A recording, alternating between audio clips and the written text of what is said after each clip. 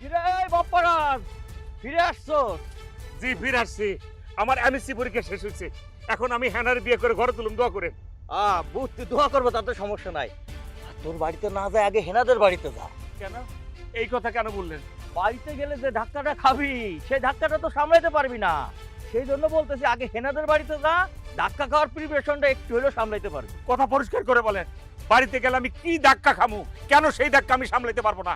ভুল বুঝিস না রে ভাই, এই ধাক্কা সামলানো মর্মান্ত কঠিন। যা কইছি তুই আগে হেনাদের বাড়িতে যা। কথা খোলাসা করে বলেন ভাই, আমার হ্যানার কি হয়েছে? আমার মুখ থেকে শুনতে চাইস না রে ভাই, তুই বরঞ্চ হেনার বাপের কাছে যা, তার কাছ থেকে শোন, সেটাই ভালো হবে। বলেন আমার হ্যানার কি হয়েছে বলেন, কোনো হেয়ালি করবেন না, বলেন। ভাই রে, আমার মুখ থেকে শুনতে চাইস না রে ভাই, তুই আগে হেনার বাপের কাছে যা, ওই হেনাদের বাড়িতে যা, সব শোন, যা ভাই যা। হ্যানা!